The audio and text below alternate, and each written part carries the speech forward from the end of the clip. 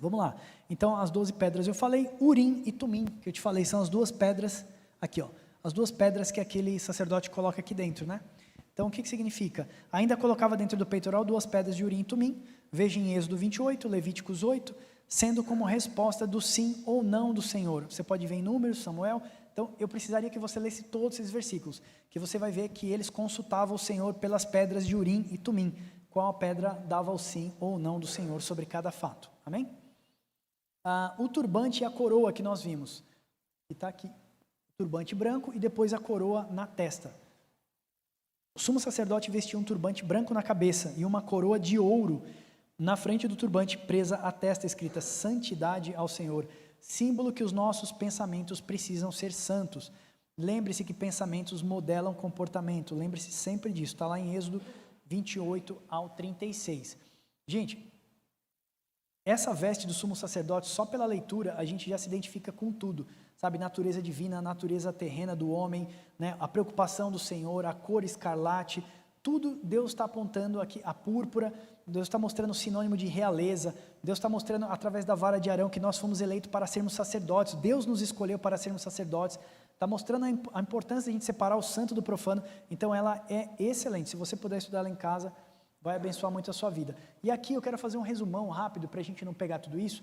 Deus tem um plano divino para abençoar todas as famílias da terra, e Deus começa isso através de Abraão, fazendo a promessa celeste e a promessa terrestre, e a gente percebe que isso vai se cumprir entre judeus e gentios, gentios como as areias do mar, porque Deus fala, olha Abraão, você vai ser próspero, você vai ter uma descendência como as estrelas do céu, está mostrando da tribo de Judá, da onde viria o Messias, e como as areias do mar, que é quando José troca a mão dos filhos e abençoa então Efraim com a bênção dobrada. Então Efraim é duplamente próspero. Hoje você vê que os judeus são 5 ou 7 milhões de judeus, parece que eu vi o último censo por causa das vacinas, 5 ou 7 milhões de judeus. Aqui no Brasil nós somos 238 milhões de brasileiros, só no Brasil. Se você vê em outras nações, são igual aos americanos, são 300 e poucos milhões. Você vê os canadenses, 100 e tantos milhões, né? E judeus são só 5 milhões. Então, você vê que nós, na verdade, a tribo de Efraim se espalhou por toda a terra. Nós somos o povo de Deus, os gentios, vamos dizer assim, que recebemos a promessa do Senhor, né? E hoje, nós estamos aqui exatamente para sermos sacerdotes do Senhor. E acredito que os nossos irmãos judeus, muitos deles são convertidos, judeus messiânicos, eles na última hora vão acordar, e a Bíblia fala que eles vão realmente reconhecer que aquele que eles crucificaram na cruz foi Jesus Cristo. Então, eu estou querendo mostrar para vocês aqui que Jesus, Deus, sempre quis habitar no meio do seu povo. Deus queria ser teocêntrico. O que é teocêntrico? Deus no meio do seu povo. Que tudo fosse, as leis de Deus, né, a justiça de Deus, a governança de Deus, que Deus estivesse intrinsecamente conectado no seu povo. Por isso que eu falo que Deus quer descer, mas o homem quer subir, né? É complicado. Aí, Deus fez o tabernáculo para habitar no meio do povo. E Deus organizou as tribos de uma forma que você já via a cruz de Cristo. Cruz de Cristo aqui, certo? Então, tudo aponta para a cruz de Cristo. O tabernáculo inteiro é a cruz de Cristo e a sua igreja. Aí, o que acontece? Davi fala, vou erigir um templo para você, né? Aí Deus fala, não, quem vai erigir é o teu filho, porque você tem as mãos muito sujas de sangue. Aí, o que acontece? O primeiro templo é feito pelo rei Salomão, mas ele é destruído em 586 a.C. por Nabucodonosor. Quando ele era rei da Babilônia, ele entra em Israel, né, e leva o povo cativo durante 40 anos. Deus permite isso porque o povo se afasta das suas leis. Tá? Então o povo, toda vez que se afastava das leis, se você ler o livro de Juízes, você vai ver, tinha um rei bom, o povo voltava para Deus novamente. Tinha um rei mau, o povo se afastava de Deus, e assim foi. E Deus falou, então, vocês vão ser cativos na Babilônia. O segundo templo começou a ser reconstruído em 536 antes de Cristo, foi por Zorobabel, por rei Zorobabel, e depois ele foi engrandecido por Herodes, 19 anos antes de Cristo. 70 anos depois de Cristo, esse templo foi destruído. Então, quando os discípulos falam, olha que templo suntuoso, maravilhoso, Deus fala assim, olha, aqui não vai restar pedra sobre pedra.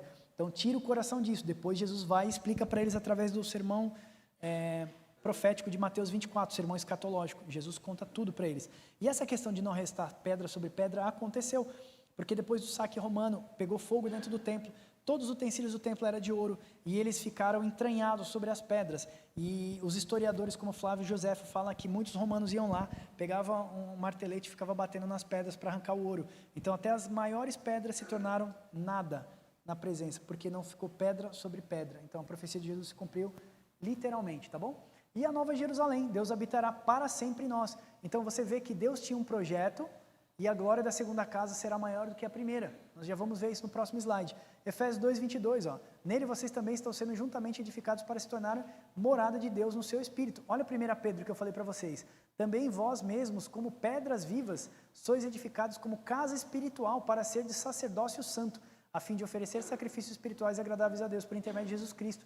Então, nós somos pedras vivas, sendo edificados para a morada espiritual de Deus. Se Deus está nos edificando para sermos morada dele, assim como nós somos no Espírito Santo, certamente a Nova Jerusalém Celestial que João viu foi uma visão espiritual incrível do que haveríamos de nos tornar a morada de Deus. Prepare-se, irmãos, porque o futuro com Deus é maravilhoso e ele está muito próximo de acontecer, amém? Vamos lá, somente um passeio e a gente vai fazer a aplicação prática, eu já libero vocês. Eu passei 10 minutinhos, vamos lá. A aplicação prática foi exatamente isso aqui, ó. O templo físico se transformaria no templo do Espírito Santo. A primeira casa se tornaria a segunda casa, habitação de Deus para sempre. Então o que Deus faz? Quando destroem o templo, Deus chama 2 profetas, lembra dos 2? Sempre 2, Ageu e Zacarias. Então começa com as 2 testemunhas despertando o povo para tocar trombetas. É lindo o livro de Ageu, se vocês puderem ler 3 capítulos, irmão, vocês leem 15 minutos em casa, é lindo. Deus fala assim, vocês voltaram da Babilônia, vocês estão dormindo nas suas casas forradas, cobertas, vocês não percebem que tudo que vocês ajuntam com um sopro eu espalho, e vocês não querem construir a casa para mim. Você acha que Deus queria morar numa casa? Não, mas Deus estava ensinando para o povo que eles precisavam oferecer sacrifícios agradáveis ao Senhor. Então Deus chama Ageu e Zacarias. Ageu profetiza o seguinte, ó, a glória da segunda casa será maior que a primeira. Profeta Zacarias profetiza o seguinte, ó, não por força nem por violência, mas pelo meu espírito. Aí Josué e Zorobabel, eles se sentem motivados e começam a reconstrução do templo. E Deus vai terminar novamente esse episódio com as 2 testemunhas lá no Apocalipse. Deus vai levantar novamente suas 2 testemunhas para profetizar novamente sobre povos, línguas e nações, as leis, os estatutos e mandamentos do Senhor. Para quê? Para então Deus arrebatar o seu povo. Lembra da chuva semporã e a chuva serôdia? Deus vai ungir esses dois, a igreja do Senhor, recebendo novamente a unção de Moisés e Elias sobre eles, para profetizar na última hora, para tocar trombetas e anunciar a volta de Jesus Cristo. Por que eu estou falando Moisés e Elias? Porque tem o ministério de Moisés e Elias. Você vai ver que Moisés, por exemplo, ele fala diante de Faraó, e os profetas vão falar diante do anticristo. Então, eu tenho aqui um mapinha, que mostra exatamente isso, ó. Tem um ministério aqui de Moisés e um ministério aqui de Elias. Você vai pegar Êxodo, você vai pegar Apocalipse, você vai pegar Êxodo, você vai pegar Apocalipse, e você vai cruzar, e você vai ver exatamente que é sobre a unção de Moisés e Elias. Eu não sei se vocês lembram quando Jesus está perante o Sinédrio, ele fala assim, todo mundo fala assim, você é Elias que haveria de vir? Porque os judeus aguardam Elias até hoje, tem uma profecia que Elias tornaria novamente a terra, e Jesus fala assim, olha, Elias veio e vocês nem perceberam. E a Bíblia fala que Jesus estava falando a respeito de João Batista. João Batista era Elias? Não, João Batista estava sobre o quê? A unção de Elias. Porque ele fala, arrependei-vos, né?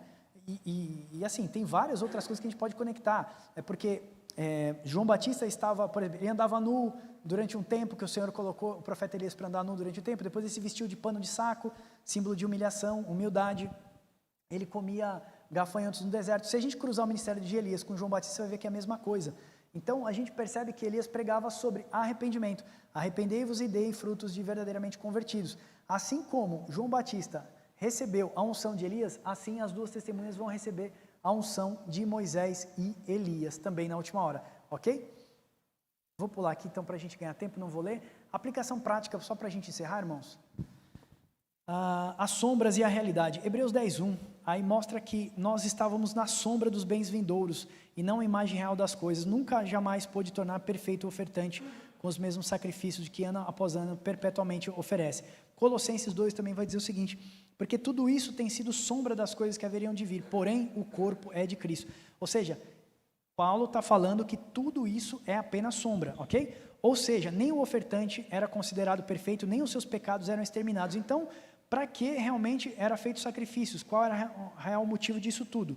Deus estava preparando o homem para imprimir as suas leis morais na mente e no coração, Antes Deus não pôde fazer isso por causa do coração duro do homem. Então Deus precisou imprimir as suas leis em tábuas de pedra. Está em Êxodo 31 e Deuteronômio 9. Sacrifícios agradáveis, olha só. Olha o que Davi fala em um dos seus salmos. Depois que ele peca contra o Senhor, tá? Naquele episódio que Davi adulterou. Olha o salmo que Davi escreve, Salmo 51. Pois não deseja sacrifício, senão eu os daria. Tu não te deleitas em holocausto. Davi que fazia sacrifício de holocausto ao Senhor. Ele ia lá no templo, e ele, no tabernáculo, e ele queimava incenso para o Senhor. E ele fala, eu sei que o Senhor não está interessado em sacrifícios nem em holocausto. Davi já tinha ciência disso. Em Salmo 51, 17, ele chega a falar o seguinte, sacrifícios agradáveis a Deus é um espírito quebrantado, coração compungido e contrito. Não desprezará, ó Deus. Então, o que é o sacrifício que o Senhor aceita? É um coração compungido, contrito e quebrantado. Mãos santas levantadas ao Senhor, né, irmãos? Lucas 9. O apóstolo Paulo fala muitas vezes de sacrifícios agradáveis a Deus, que está intrinsecamente ligado a mortificar as nossas paixões. E Jesus também afirma isso. Aquele que quiser vir após mim, negue-se a si mesmo, tome a sua cruz e me siga. Lembra que eu falei? Cruz não deveria ser sinônimo de vitória, mas deveria ser sinônimo de vergonha. Então tome as suas vergonhas, me siga. Outra forma que a gente pode pensar, sacrifica os seus desejos, as suas paixões, coloca na cruz, né? Sacrifica e me siga. Salmo 141. O apóstolo, suba à tua presença a minha oração como incenso, seja o erguer das minhas mãos como oferenda vespertina. Romanos 12, rogo-vos, pois, irmãos, pelas misericórdias de Deus, que apresentei o vosso corpo como sacrifício santo e agradável a Deus, que é o vosso culto racional. Olha Paulo falando, rogo-vos quer dizer o seguinte, vamos traduzir para hoje em dia, pelo amor de Deus, irmãos, ofereçam sacrifícios agradáveis ao Senhor, ofereçam seus corpos como sacrifícios agradáveis ao Senhor. Quando a gente entende que nós somos a morada do Pai, a gente para de pecar imediatamente, que a gente fala, meu Deus do céu, o que eu estou fazendo, né? O que eu estou fazendo é algo abominável na presença do Senhor. Então, Hebreus 13, 15, por meio de Jesus, pois oferecemos a Deus sempre sacrifício de louvor, que é o fruto de lábios que confessam o seu nome. Então, louvor não está ligado a toque de música, cantoria. Louvor é ter uma vida que glorifica a Deus. Então, eu quero concluir com vocês assim. Deus procura verdadeiros adoradores que adoram em espírito e em verdade. Adorar em espírito é ser conduzido a um ambiente de adoração pelo Espírito Santo. Isso se traduz em ser o louvor da glória de Deus manifesta entre os homens. Adorar não é cantar louvores, adorar é andar com a sua vida, que é altar do Senhor, limpa, sacrificando suas vontades, oferecendo sua oferta de libação, que são os seus choros. Oferta de libação eram ofertas que eram líquidos, que eram deitados sobre pães, sobre o altar de incenso e etc. Então eu estou colocando aqui que a sua oferta de libação seja os seus choros, né? Os seus choros, você gemer quando você está passando por dificuldade, isso é agradável ao Senhor. Indo até a pia de bronze, se lavando e se limpando pela palavra de Deus, mantendo o Espírito Santo vertendo azeite na sua vida, sendo pão sem fermento, lembra que fermento significa pecado, lembrando que agora o fermento é o símbolo do pecado, sendo abundante na vida de oração e intercessão, que é a oferta de incenso agradável ao Senhor. Então, irmãos, vista-se hoje com as vestes sacerdotais do verdadeiro adorador. Mantenha o seu candelabro vertendo azeite manhãs e tardes. Assuma hoje o ofício sacerdotal ao qual você foi chamado. Esse é o verdadeiro culto racional ao Senhor. Eu queria passar essa aplicação prática, porque não adianta a gente conhecer tantos materiais se a gente não entender que o que Deus está procurando de verdadeiros adoradores, quando Ele fala para aquela mulher no poço de Jacó, Ele está se referindo exatamente a isso, né? Adorar a Deus em espírito é verdade, é ter uma vida de adoração ao Pai. Sabe, quando a gente acorda de manhã, a gente faz aquela oração, entrega o nosso dia, compartilha Deus das nossas coisas. Às vezes a gente compartilha com o nosso cônjuge, mas esquece que Deus é o Senhor Jesus Cristo, Ele é o nosso noivo. É Ele vem buscar, é a gente, somos nós. Então, nós estamos casados com o Senhor, sabe? O Senhor nos comprou por um bom preço, e nós sabemos tudo isso, e cada cor da veste daquele sacerdote representava isso para a gente. Então, o Senhor procura verdadeiros adoradores que adoram o Pai, Espírito e verdade, né? O ofício sacerdotal é ter uma vida de adoração ao Senhor, é queimar incenso, é ser louvor da glória de Deus entre os homens, na sua escola, na sua faculdade, sabe? A gente precisa mudar de vida, a gente precisa entender aquele muro gigantesco das lamentações. Quando a gente olhar aquilo, a gente entender que aquilo era um símbolo de separação do santo e do profano. A gente precisa, de verdade mesmo, colocar isso em regra e prática nas nossas vidas. Eu faço isso quase que semanalmente, sabe? Às vezes eu me pego em algum erro e falo, puxa vida, eu precisava ter pensado assim, eu precisava ter agido assim. E a gente sabe, né? O sacerdote amarrava lá, santidade ao Senhor na sua testa, sabe? Aquela coroa de ouro amarrada na testa. Aquilo é um símbolo maravilhoso, maravilhoso, dizendo que os seus pensamentos precisam ser santos. Quando Jesus lavou os pés dos discípulos, ele estava fazendo o quê? O ofício do sumo sacerdote, ou do sacerdote, né? Que lavava pés e mãos, que era símbolo o quê? De caminhos que eram santos e de mãos que executavam santidade e não pecado. Amém? Então, que a gente possa ser um verdadeiro adorador. Eu agradeço a oportunidade, eu estou muito feliz de estar aqui. Quero pedir desculpa para vocês, eu queria fazer isso em 2 horas, mas realmente ficou bem difícil da gente puxar. A gente puxou de 5 horas para 3 e já ficou um pouquinho, tá bom? Se eu não sou aquele cara tão eloquente, eu falei que eu ia ser sempre assim, né? Linear do começo ao final. Eu sou assim mesmo. Eu queria passar exatamente aquilo que a gente é no dia a dia. Eu sou uma pessoa simples, mas eu agradeço a oportunidade porque eu acho que Deus usa os pequenos, né? Deus capacita os pequenos para abençoar os grandes. E eu me sinto honrado de poder servir vocês aqui na presença do Senhor, amém? Muito obrigado, pastor, muito obrigado, pastora. É uma honra poder estar aqui, viu? Deus abençoe vocês.